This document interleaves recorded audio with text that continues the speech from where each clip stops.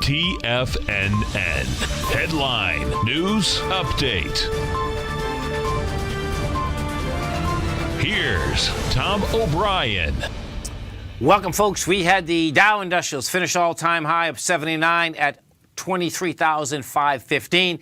And the Dow had a 115-point spread, folks, from the lows to the highs out here today. What you had, the low out here in the Dow Industrials was 23,350. The high was 23,531.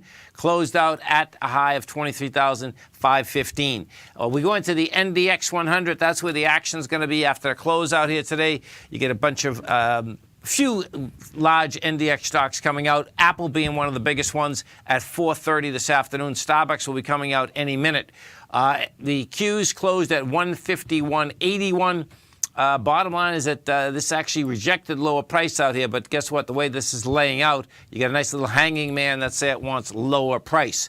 Let's go over and take a look at Facebook. Facebook came out with the numbers last night. They sold Facebook down with volume down 374, 178.92. Apple's going to be the number after the close out here. Apple closed out at 168.11. You've done 32 million shares. Well, they got a little volume going into the close. I don't think that's going to be enough, though. It looks to me like Apple is going to basically trade lower when they come out with these numbers at 4:30. Notes and bonds. Let's go over to the 30-year bond. 30-year bond, 10-year note, both continue to want higher price. Pretty amazing, actually, when you look at it. The 30-year bond is up 22 ticks, 153.14. And bottom line is that what that's saying is that, guess what? You're talking about higher price, lower yield coming at us. And we had a new federal chair that Trump put out there today. Bottom line, it's going to be Powell and Jerome Powell. Jerome Powell has been on the Fed governors since 2012. And I suspect it's going to be status quo. And the Fed Reserve has been saying that, yeah, they're going up on short-term rates for quite some time. That being said, guess what?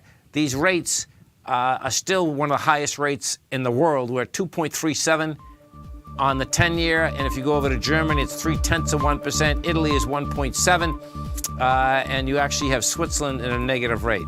You stay right there, folks. We'll be coming back with lots of numbers after in the next 35 minutes. Dow finished up 81. NASDAQ down 1.